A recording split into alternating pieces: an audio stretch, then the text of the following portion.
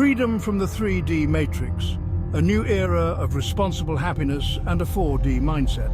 A film of documentary and meditation by Cecil Josephs. Part 3.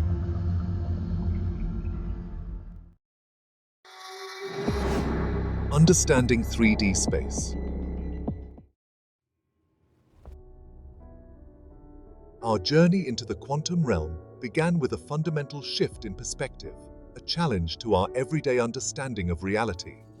Now, we are invited to question the solidity of the world around us, to peer beyond the illusion of matter and grasp the profound concept of space. This is the essence of our first mental practice, understanding 3D space. From the moment we open our eyes as infants, we are bombarded with sensory information that shapes our perception of the world. We learn to navigate a world of objects, of defined forms and boundaries. Yet, modern science, particularly quantum physics, reveals a vastly different reality. This suggests that the container-like space in which things appear is more significant than the appearances themselves. Why? Because appearances emerge, exist for a time, and then dissolve back into space. Throughout this process, the only element with a lasting nature is space itself. We are born, grow up, and chase PFF, power, fame, fortune, then grow old, fall ill, and die. All of this unfolds as a mere play of space. We emerge from space, live our lives in it, and eventually dissolve back into it. And then we start the whole process again because we are captivated by appearances. If we understood the nature of the cinema screen behind the pictures, we wouldn't need to repeat the cycle, or we could choose the film we wish to participate in. The practice of 3D space encourages us to look beyond the surface level of perception. Rather than merely observing the waves on the ocean, we begin to consider and understand the depth beneath them.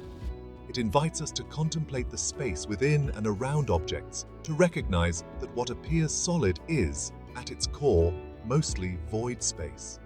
The sky is space-like, and beyond it, there is limitless space. Beyond the sky, there are limitless numbers of universes, all full of space. Similarly, within the atoms of our bodies and the atoms of this planet Terra, there is more space than matter. What we call matter, the nucleus of atoms, ultimately comes together from energy threads. And as we know, energy has a space-like nature, as it appears in space and dissolves back into it. Thus, everything above us, inside us, around us, and below us is space-like. It's a space-like flux, an ever-changing, dream-like hologram, an illusion. The only thing that remains stable is space. This is not merely an intellectual exercise, it is a profound shift in everyday view and awareness that can have a transformative impact on our lives. As we delve deeper into this understanding, we begin to loosen the grip of our habitual perception.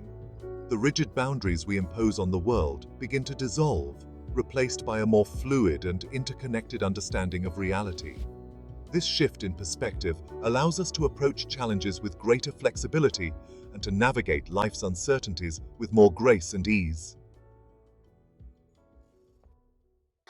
Everything is space-like. The 3DS practice.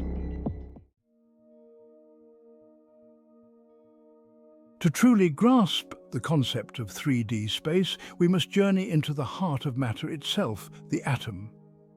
Atoms, the building blocks of everything we see and touch, are often depicted as miniature solar systems, with electrons orbiting a central nucleus.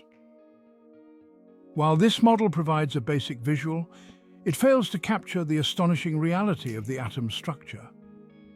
In order to fully grasp the nature reality, imagine, if you will, an atom magnified to the size of a football stadium.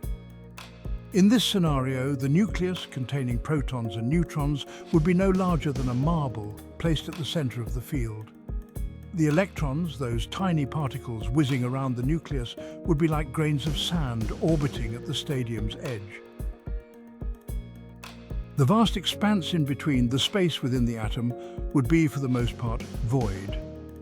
This realization that what we perceive as solid objects are primarily composed of empty space was mind-boggling in ancient times, for example, for Socrates, but is evident to us in the light of modern physics. It challenges our very notion of reality, urging us to question the nature of existence itself. Are things real, or not so much, or both at the same time? This question is not merely a scientific paradox. It is a gateway to a deeper understanding of ourselves and the universe we experience. As we contemplate the vast space within atoms, we begin to see that our own bodies, indeed the entire material world, are not as solid or separate as they appear. They are space-like, yet they appear. And though they appear, they are still space-like. Space and appearance are simply different sides of the same totality. Furthermore, the two components of the atom's nucleus, the protons and neutrons, are composed of quarks. Specifically, two up quarks and one down quark form a proton, while two down quarks and one up quark form a neutron. An up quark can transform into a down quark when it absorbs an energy impulse known as a boson. At the same time, quarks themselves are held together by massless energy strings called gluons. What we call elementary particles, the building blocks of matter, come together held by energy strings and energy fields and can change in response to energy impulses. This means that energy forms matter. And if that doesn't already challenge our belief in a solid physically existing reality, this next point surely will. String theory reveals that even these elementary particles are composed of tiny, vibrating energy strings, resonating across multiple dimensions. Their vibrational frequency determines whether we experience them as bosons, gluons, quarks, photons, or electrons. The profound truth is that energy doesn't just form matter, it creates it, manifests it. What we call matter is purely condensed energy. Practically speaking, when we see things, we're not actually seeing them as they truly are. We don't perceive their energetic or magnetoelectric essence, which, in its ultimate source, is space-like. This means that what we perceive as things are simply masses of condensed energy. The seer's eyes, head and body are made of the same energy. And seeing itself occurs when photons, light particles, strike a mass of energy that we identify as objects. These photons then bounce back to our eyes with a certain frequency, and the impact they have on the atoms in our optic nerves is what we interpret as colors. Both the subject, the object, and the interaction between them, meaning the seer, the thing being seen, and the act of seeing, share the same illusory nature of light and energy. Even the idea of a we or I is just an energy flow, a habitual pattern that believes itself to be real and everlasting. It's all a big joke that we project and simultaneously believe. When we wake up, we'll laugh out loud at our previous concepts. And the rabbit hole goes even deeper. The vibrations of our thoughts and feelings not only influence but can define the vibrations of these strings. Our consciousness, also made of energy strings, manifests our world, interacting with the consciousness of others, merging into a common field of consciousness. Together, our individual energy strings shape, or we may say experience, a common reality.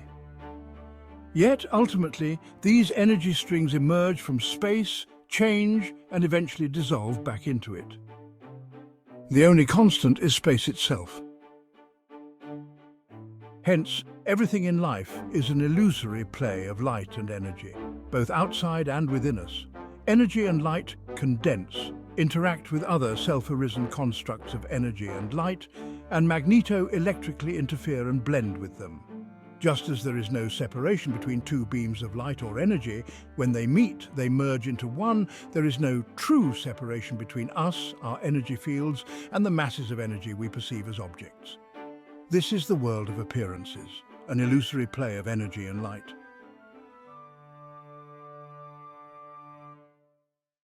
And we may point out that elementary particles, including photons, bosons and gluons, naturally and spontaneously arise in the vacuum of space. This means that space is never truly empty of appearance. It constantly gives birth to light, energy, and their condensed forms we call elementary particles. Thus, eventually we can say that light, energy, and thus elementary particles condense out of space, exist briefly as fleeting tendencies we experience as solid matter, and then they dissolve back into space. The world we experience is born from space, permeated by space, and will eventually dissolve back into space. Hence, in essence, even the energy and life constructs we experience as light, colors, concepts, matter, and other sensations are ultimately of a space-like nature. The essence, the source, the context, the destination, and the meaning of everything is space nature. As our dear friend Nikola Tesla would put it, we are, in essence, beings of light, energy, and vibration, interconnected by the very fabric of space itself. What we consider matter is actually condensed energy. And energy spontaneously arises from, plays within, and dissolves back into space. It's not just that there is more space in an atom than matter, but even the tiny part of the atom's volume that we call matter is composed of energy, which itself has a space-like nature. Thus, everything has a space nature. This realization can be deeply liberating, freeing us from the illusion of separateness and fostering a sense of unity with all things. Let us allow Ceal Josephson to elaborate on the mental practice called 3DS, which involves the continual remembrance of the space-like nature of this three-dimensional holographic reality. 3DS in practice. So the first thing is the first practice, what we call 3DS, is about three-dimensional space. What do we mean by that? It means that it's very simple to imagine that we all know what an atom means, right? So we are made out of atoms, molecules, and these molecules form our bodies, etc., and our world and everything.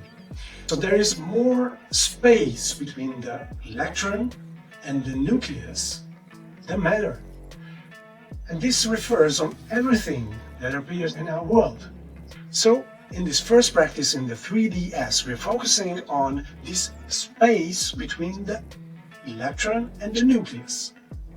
And this space does not stop at the corner of the atom, let's say. It penetrates everything, it interconnects everything.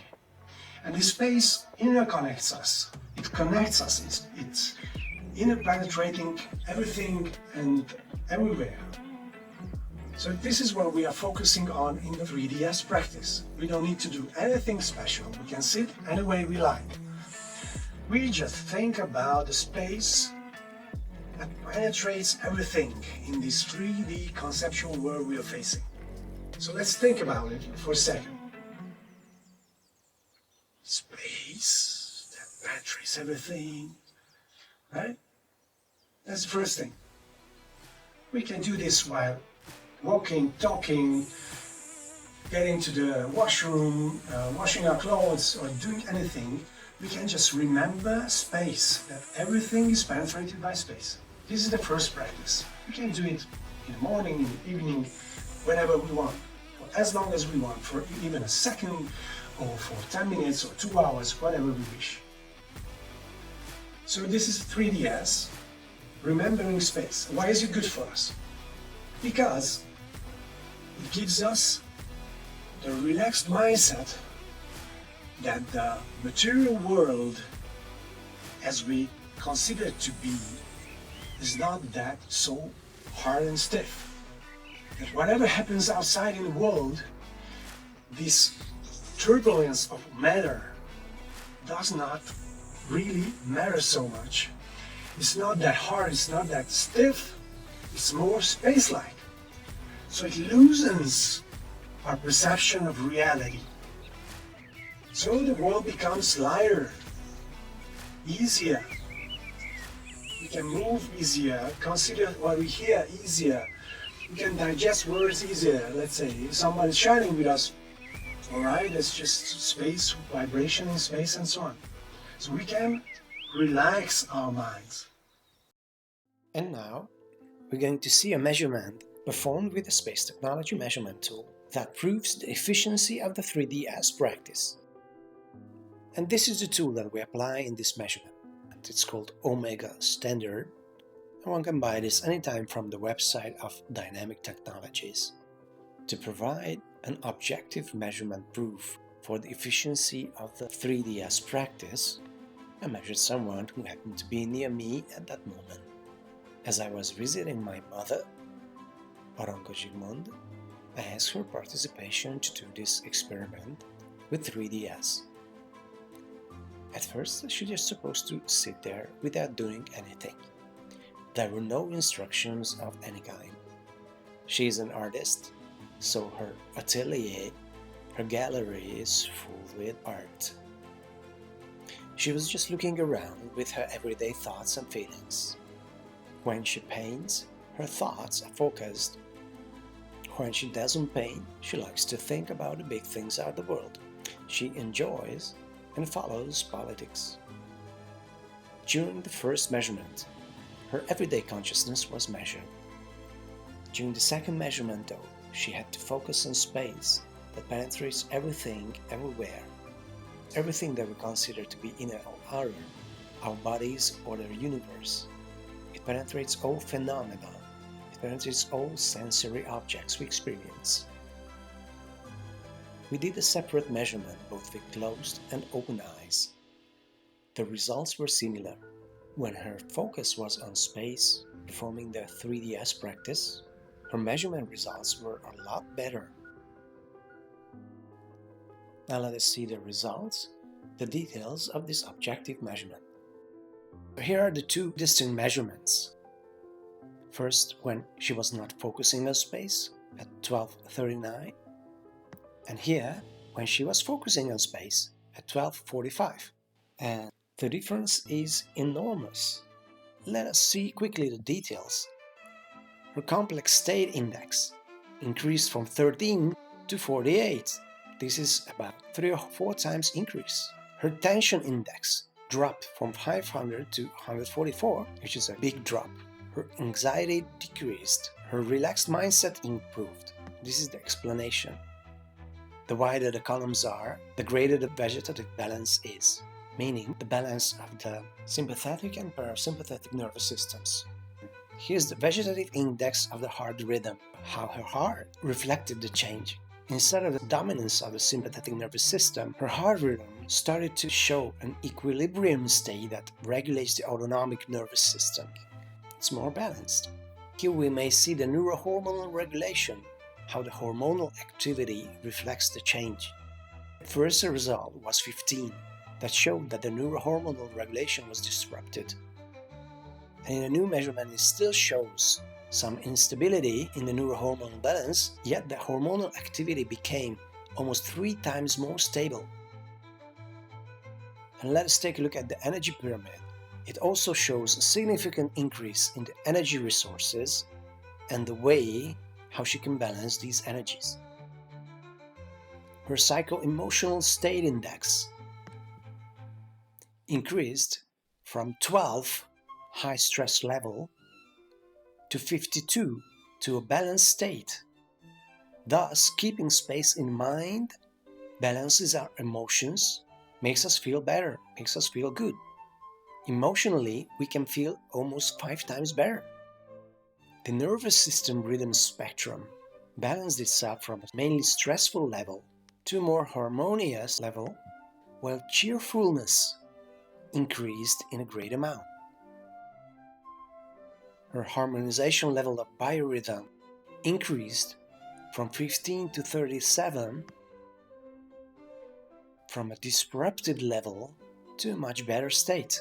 And according to the measurement, even though she is 76 at this moment, the first measurement showed if she was 80. And when focusing on space, the measurement shows her having an age of 61. Thus getting 15 years younger simply due to keeping space in mind. This chart is a summary of what we discussed till now. And here's the complex state index. It more than tripled and almost quadrupled. So we may say all aspects of our experience of the 3D phenomena improves by practicing 3DS.